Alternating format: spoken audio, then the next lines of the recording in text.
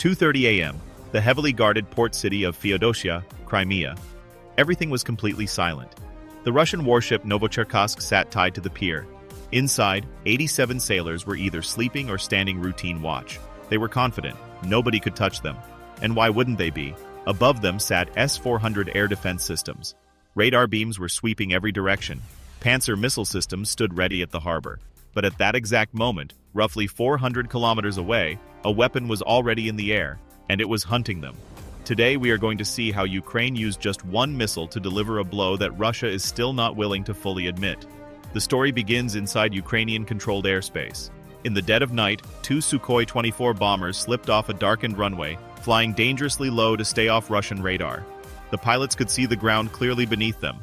Slung under the wing of the lead aircraft was a Storm Shadow cruise missile. This was no ordinary weapon. British and French engineers designed it specifically for one purpose: to destroy heavily fortified, high-value targets. Weight: approximately 1,300 kilograms. But the real power of this missile was not its speed, it was its intelligence. When the bomber reached the exact launch coordinate, the pilot released the weapon. The Storm Shadow dropped away, its turbojet engine roared to life, and the missile immediately dropped down to just meters above the ground, racing toward Crimea. Russian radar operators caught a brief flicker on their screens, and then the signal vanished completely. The first layer of defense had been bypassed in under 60 seconds. Now the Storm Shadow's real journey began.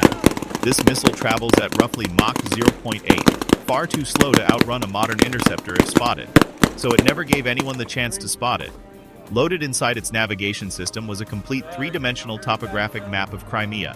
Every hill, every valley, every stretch of coastline. The missile did not fly over the hills, it flew around them. It threaded through valleys, it skimmed along the coastline, keeping physical Earth between itself and the searching Russian radar.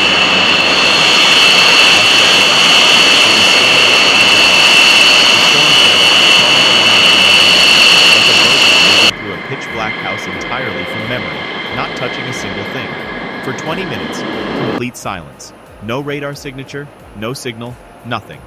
Before we go further, if you enjoy this kind of detailed military analysis, make sure to hit like and subscribe. It really helps the channel grow. Just 50 kilometers from Feodosiya, the Storm Shadow hit a problem. For the final stretch, the missile had to cross a coastal ridge, and for exactly 3 seconds, it lost its terrain masking and briefly popped into open sky. Just 3 seconds. But that was enough. A Pantsir S-1 short-range air defense system guarding the harbor perimeter instantly locked onto the incoming threat. The automated system fired two command-guided interceptor missiles, straight at the Storm Shadow. This was the moment it looked like the mission was over. But the engineers had already planned for this exact moment. The instant the Russian radar spiked, the Storm Shadow executed a pre-programmed evasion maneuver, a sudden violent dive downward. The Russian interceptors were moving too fast to adjust to the sudden shift in geometry. They detonated just meters away from the cruise missile, and missed completely. The Pantsir operator watched his screen in disbelief as both his missiles vanished. But the incoming target was still there, now flying even lower, and closing straight toward the harbor. The second layer of defense had fired its best shot and completely failed. Now the missile was inside the terminal zone, less than 15 kilometers from the massive hull of the Novocherkassk. Russia played its final card, GPS jamming. They flooded the satellite frequencies with so much electronic noise that any standard smart bomb would have steered itself blindly into the open water. The Storm Shadow paused for just a moment, then it dropped its aerodynamic nose and exposed a high-resolution infrared secret, the thermal camera. The missile stopped.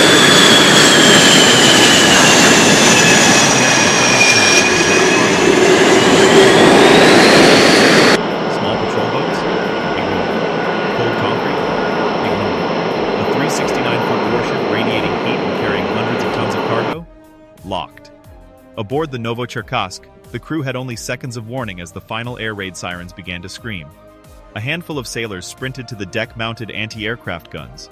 But it was like trying to stop a speeding freight train with your bare hands. 1,300 kilograms of missile traveling at 900 kilometers per hour slammed into the hull of the ship. First, a precisely shaped precursor charge detonated, blasting a perfect hole straight through the armored naval steel of the exterior hull. Then, the primary penetrating warhead, encased in hardened titanium, rode perfectly through that breach and plunged deep into the belly of the vessel. It was now sitting inside the cargo hold. And what was inside that cargo hold? Thousands of Iranian-made Shahed 136 drones. each packed with roughly 40 kilograms of high-explosive filler. Right next to hundreds of tons of artillery ammunition, the warhead detonated. And then the world saw something Russia never imagined possible. Chain reaction. In a fraction of a millisecond, the entire cargo detonated simultaneously. A 4,000-ton warship, engineered to carry the weight of main battle tanks, ceased to exist in under 1 second. A blinding white column of light punched upward into the night sky, illuminating the entire Crimean coastline like a second sunrise. A massive mushroom cloud rose thousands of feet above the port of Feodosiya. The shockwave shattered windows across the entire city. Massive chunks of the ship's steel hull, some the size of a commercial delivery truck, were hurled over a kilometer away and slammed into the ground. When Russian authorities arrived at the pier the next morning, they expected to find a burning, damaged wreck requiring months of salvage. Instead, they found nothing. Empty water. And a massive blackened scorch mark burned permanently into the concrete pier. This was not just the end of a warship. Russia had been carefully storing thousands of those Shahed drones inside that ship, specifically staged for a massive winter bombardment campaign against Ukrainian cities. Each drone costing somewhere between $25,000 to $3,000. That entire plan finished in a single night. Ukraine used one missile and turned Russia's own weapons against itself. It is like a man who fills his own house with thousands of gallons of gasoline, planning to burn down his neighbor's home, only for that neighbor to toss a single lit match through the front window. Ukraine did not have to intercept thousands of individual drones screaming toward its cities on freezing winter nights. It destroyed every single one of them at the same moment, while they were conveniently packed inside a very expensive, irreplaceable naval asset sitting perfectly still in a supposedly impenetrable port. And the strategic damage went far beyond the explosion itself. Within 48 hours, Russian Black Sea Fleet commanders issued emergency orders. Every surviving high-value warship slipped its moorings and fled east toward the Russian mainland. A fortress that Russia had declared untouchable was suddenly classified as a lethal liability. Ukraine, a country operating without a conventional navy of its own, had successfully forced one of the largest fleets in the region into a humiliating retreat, using nothing but precise intelligence and one perfectly placed weapon. The smoldering scorch mark on that concrete pier still stands today as a permanent monument to a brutal new reality of modern warfare. A heavily defended warship, carrying enough explosive power to terrorize an entire nation for months, systematically hunted, perfectly targeted, and completely erased from the map in a single moment of fire and ruin. If you found this video informative, hit like and subscribe to the channel. Next time we will cover another operation that completely changed the rules of modern warfare.